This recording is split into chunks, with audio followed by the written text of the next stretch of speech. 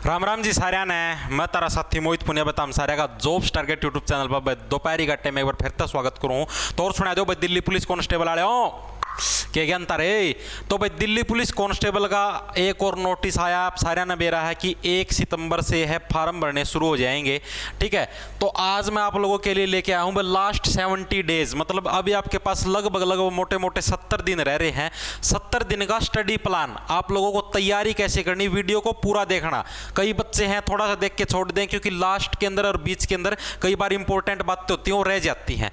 ठीक है, तो 70 दिन का पूरा स्टडी प्लान, तैयारी कैसे करनी। जो बच्चे पहली बार तैयारी करने लग रहे हैं वो पहली बार में सिलेक्शन कैसे ले सकते हैं, 75+ स्कोर करना है तो उसकी स्ट्रेटजी, उसका स्टडी प्लान देख लो। टाइम टेबल क्या रहेगा, सिलेबस क्या है। ठीक है, दिल्ली पुलिस का बुक्स कौन कौन सी आप लोग यूज कर सकते हैं, कौन सी बेस्ट बुक्स हैं, सारा का सारा मटेरियल आज की वीडियो के अंदर बताऊंगा। तैयारी कैसे करनी और कैसे आप लोग पहली बार के अंदर ही तैयारी करके नौकरी ले सकते हो। देखो भाई सारी की सारी इंफॉर्मेशन। सबसे पहले तो भाई आप लोगों को पता ये नोटिस आया है, ठीक है, अभी की मेल और फीमेल कांस्टेबल है। देखो सीट कांस्टेबल एग्जीक्यूटिव मेल और फीमेल कांस्टेबल की है भर्ती आनी है आपकी। ठीक है, 7547 पदों के ऊपर भर्ती आनी है, जिसके अंदर जो नर कैंडिडेट मेल की 5056 पोस्ट हैं। ठीक, और जो मादा कैंडिडेट फीमेल की 2491 पोस्ट हैं। फॉर्म है आपके 1 सितंबर 2023 से आपके फॉर्म भरने शुरू हो जाएंगे और 30 सितंबर आपकी फॉर्म भरने की लास्ट डेट है। और एग्जाम आपके 14 नवंबर से आपके एग्जाम शुरू हो जाएंगे लिख रखा है, और आपके 5 दिसंबर तक आपकी परीक्षाएं चलेंगी। ठीक है भाई, तो उसके हिसाब से आप लोग तैयारी शुरू कर दो। दिल्ली पुलिस के अंदर सिर्फ यही है नहीं, एसआई की भी वैकेंसी आई हुई, उसके भी फॉर्म तो भरे जा चुके, अब उसका एग्जाम होगा।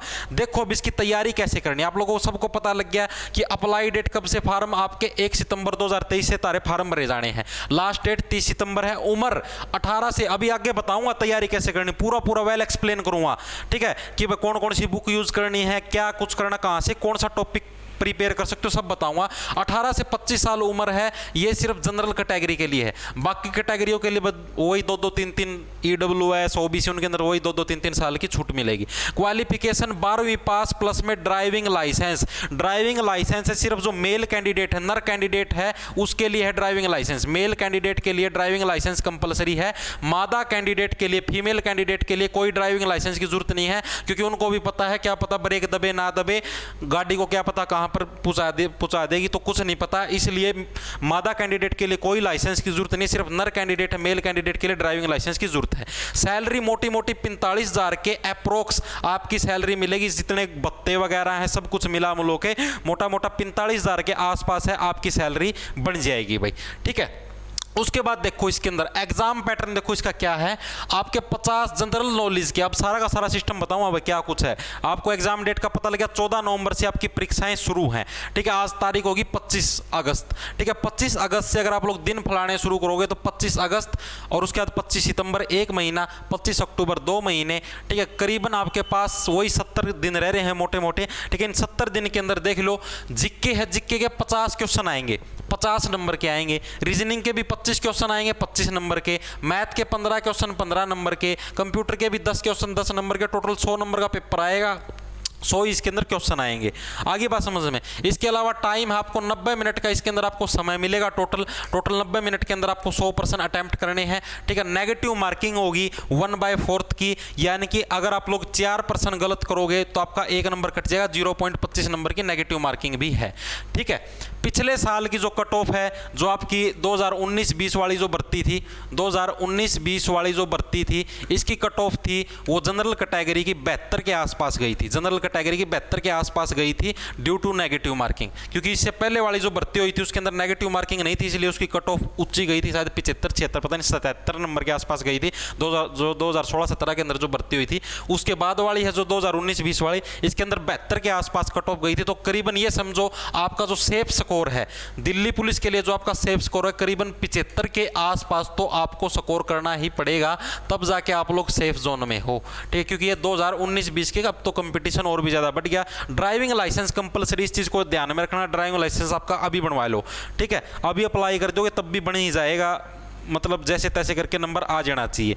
तो इसलिए अगर आप लोग अभी से प्रयास करोगे तब जाके आपकी पॉसिबिलिटी है, वरना बाद में आंखों में गुट्ठे देके रोने के सिवाय आपके पास कुछ भी नहीं बचेगा। तो इसलिए प्रयास करो अभी से कि आपका नंबर आ जाए। ठीक है, अब देखो उसके बाद क्या है, अब इसकी तैयारी कैसे करनी है। जीके के अंदर कभी भी आपके 50/50 मार्क्स नहीं आ सकते। अगर कोई भी टीचर आपको ये बोलता है भाई जीके के अंदर मैं आपके 50/50 नंबर ले आके दिखा दूंगा, तो भाई वो आपके साथ बिल्कुल मजाक करने लग रहा है। ऐसा बिल्कुल भी पॉसिबल नहीं है कि जीके के अंदर आपके 50/50 नंबर आ जाएं। ठीक है भाई, जीके के अंदर कभी भी आपके 50/50 मार्क्स नहीं आ सकते। जीके के अंदर आप मैक्सिमम 30 से 35% ही ठीक कर सकते हो। जीके के अंदर आप मैक्सिमम कितने परसेंट ठीक कर सकते हो?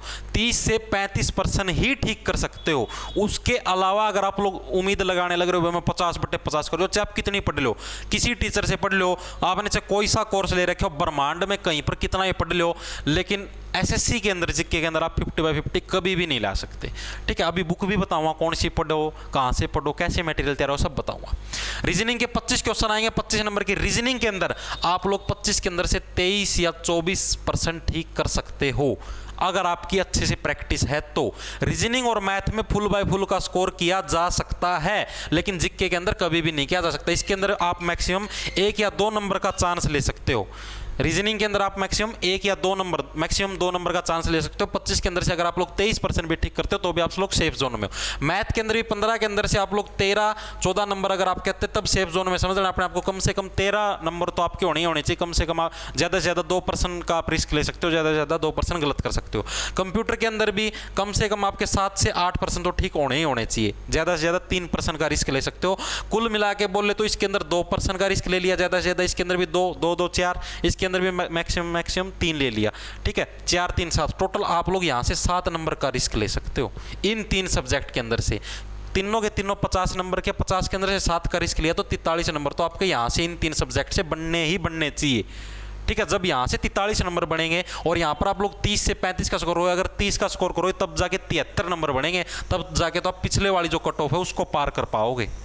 आगे बात समझ में, तो कम से कम आप लोगों को मैथ, कंप्यूटर और रीजनिंग को स्ट्रॉन्ग बनाना पड़ेगा।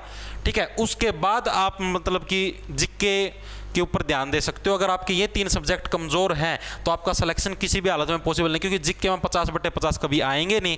ठीक है, इसके अंदर आप लोग कितना जोर लगा लेना, 30 से 35 ही ठीक कर पाओगे। अब जीके कहाँ से पढ़े भाई? जीके के अंदर अलग अलग पोर्शन आते हैं। जीके के अंदर जैसे अलग अलग पोर्शन क्या आएगा, एक तो जैसे जीके आपकी टोटल 50 नंबर की है, 50 क्वेश्चन आएंगे जीके के अंदर। इस 50 के अंदर से आप लोग ये समझो कि जैसे स्टैटिक जीके है, इसके अलग अलग पोर्शन है। स्टैटिक जीके के आपके कम से कम 12 से 13% आएंगे। ठीक है, हिस्ट्री के आपके कम से कम 7 से 8% आएंगे। पॉलिटी के आपके कम से कम 5 से 6% आएंगे। उसके अलावा ज्योग्राफी के आपके कम से कम, ज्योग्राफी के सिर्फ 3 से 4 ही % आते हैं। ठीक है, करंट के आपके कम से कम 6 से 7% आएंगे। इस टाइप से इसके अलग अलग सेक्शन हैं। साइंस के अलग से आएंगे 3 से 4%। ठीक है, इस टाइप से इसके अलग अलग सेक्शन है। पूरी जीके के अंदर ये अलग अलग पोर्शन आएगा। स्टैटिक जीके के लिए आप कोई भी प्रीवियस ईयर की बुक परचेज कर सकते हो, जहाँ से आप लोग मैक्सिमम से मैक्सिमम प्रीवियस ईयर के प्रश्न लगा सको। ठीक है, आपकी मर्जी, आपसे कोई सी बुक ले लो, इसके अंदर कोई वो ज़्यादा सोचने की जरूरत नहीं है। स्टैटिक जीके अपना जो चैनल है, अपने चैनल को सब्सक्राइब कर सकते हो। ठीक है, अपने चैनल के ऊपर डेली रात को 8 बजे दिल्ली पुलिस कांस्टेबल के लिए स्टैटिक जीके की क्लास लगती है और उस ट्रिक्स के साथ याद करवाने लग रहा हूँ। आप लोगों को अगर यकीन ना हो तो अपने चैनल के अंदर जाके जो प्लेलिस्ट वाला पेज है उसके अंदर आप लोग जाके देख लेना। प्लेलिस्ट के में जाके दिल्ली पुलिस कांस्टेबल जो जीके की, उसके अंदर पहली, दूसरी, तीसरी क्लास देख लेना। एक बार चला के आपको पता लग जाए, एक बार चला के देख लेना, आपको ये पता लग जाएगा कि बस समझ में आने योग्य है या नहीं है। ठीक है, स्टैटिक जीके की टेंशन मतलब मैं मेरी तरफ से बताने लग रहा हूँ। Static GK, history, polity, geography, current, सब का सब मैं चैनल के ऊपर ही करवा दूंगा। कोई कोर्स लेने की जरूरत नहीं, ना कुछ और। आप अपने लिए कोई भी बुक ले सकते हो, बुक आप कोई भी प्रेफर कर सकते हो। ल्यूसेंट की बुक है, ठीक है, ल्यूसेंट की बुक है, या अभी जो और नई नई बुकें आने लग रही है मार्केट के अंदर, वो आती है एक और ब्लू सा कवर वाली, पिनेकल वाली, वो भी अच्छी है। आप इनके अंदर से कोई भी बुक परचेज कर सकते हो, ये दोनों की दोनों अच्छी हैं आपकी। ठीक है, इससे आप लोग अच्छा स्कोर कर पाओगे आराम से। उसके अलावा उसके बाद बच गया रीजनिंग। रीजनिंग के लिए भी आपको कोई कोर्स या बैच लेने की जरूरत नहीं, सिर्फ प्रैक्टिस सेट लगाओ। रीजनिंग के लिए आप किसी भी प्रैक्टिस सेट परचेज कर सकते हो। ठीक है, प्रैक्टिस सेट लगाओ। प्रैक्टिस सेट से क्या है, आपकी प्रैक्टिस हो जाएगी। रीजनिंग के लिए कहीं पर कुछ सीखने की जरूरत नहीं है। मान लो आपने पहला प्रैक्टिस सेट लगाया, इसके अंदर मान लो आपका कोई सा सवाल गलत हो गया, उसके अंदर सोल्यूशन भी दिए होते हैं, उस सॉल्यूशन से आपको सवाल समझ में आ जाएगा, अगले प्रैक्टिस सेट में आप उस सवाल को ठीक कर दोगे। तो रीजनिंग के लिए कोई कोर्स वगैरह लेने की जरूरत नहीं, रीजनिंग के लिए सिर्फ प्रैक्टिस, जितनी ज़्यादा प्रैक्टिस करोगे उतनी ज़्यादा ही आपकी रीजनिंग स्ट्रॉन्ग होगी। ठीक है, मैथ के लिए आपके अपना जो चैनल है, अपने चैनल के प्लेलिस्ट के सेक्शन में जाओगे तो उधर आपको मैथ की भी कम से कम 26-27 वीडियो की एक प्लेलिस्ट मिल जाएगी। ठीक है, उसके अंदर आपका कंप्लीट मैथ करवाएगा, profit loss, simple interest, compound interest, आपका नल, पानी, टंकी, रेल वाले सवाल, टाइम, स्पीड, डिस्टेंस, सारे के सारे सवाल उसके अंदर करवाए गए हैं। अगर आप लोग इच्छुक हो तो आप लोग वहाँ से कर सकते हो, कोई कोर्स लेने की जरूरत नहीं है, आराम से अगर आप लोग वहाँ से करोगे। और साथ के साथ अगर RS अग्रवाल की जो बुक है, अगर वहाँ से प्रैक्टिस करोगे, उसके अंदर क्योंकि 150 सवाल अकेले यहाँ से करने से काम नहीं चला, प्रैक्टिस भी करनी पड़ेगी।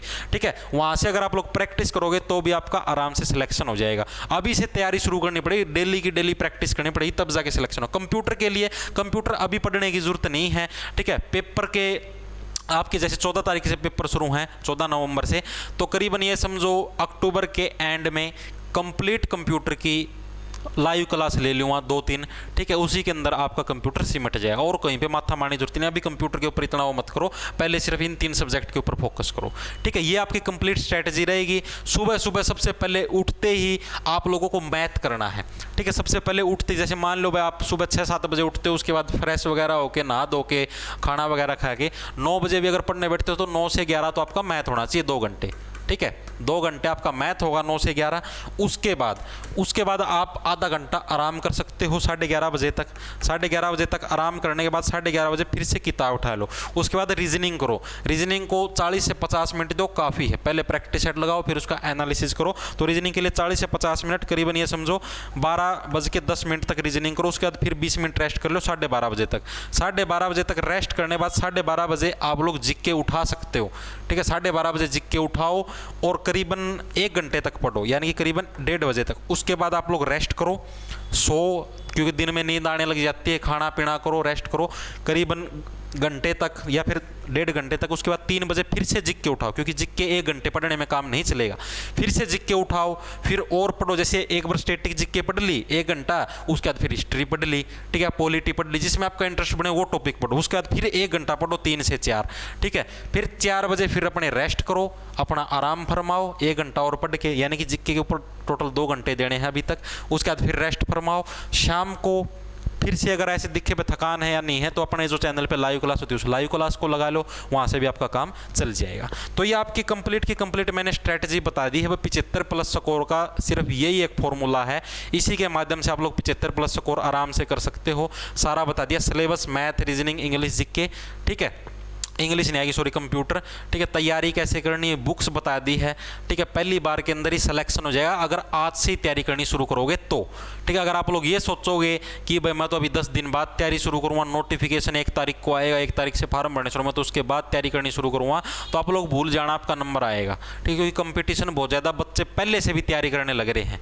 और आप नु सोचो भाई कि मैं तो ये तैयारी लायक के रिब्बी झंडे गाड़ दूँ, तो ऐसा पॉसिबल नहीं है। ठीक है, अभी से बिल्कुल आज से तैयारी करनी शुरू करनी पड़ेगी, जी लगा के। दिन में कम से कम 7 से 8 घंटे तो पढ़ाई करनी ही पड़ेगी, तब जाके सिलेक्शन होगा। ठीक है भाई, तो ये था आपका आखिरी 70 दिन का प्लान। 70 दिन अगर इस प्लान के हिसाब से रेगुलरिटी जरूर बनाए रखना, इस चीज़ को दिमाग के अंदर जरूर रखना, रेगुलरिटी आपकी जरूरी है। अगर आपने बीच में रूटीन तोड़ दिया, 2-3 दिन पढ़ लिए, 2-3 दिन नहीं पढ़े, 2-3 दिन पढ़ लिए, 2-3 दिन छुट्टी मार ली, तो उससे आपका कोई भी सिलेक्शन होना असंभव समझो। ठीक है, रेगुलरिटी जरूर बनाए रखना, यही आप लोगों को बताना चाह रहे थे। राम राम, धन्यवाद, लांडा ले लो, खींच जाओ फटाफट।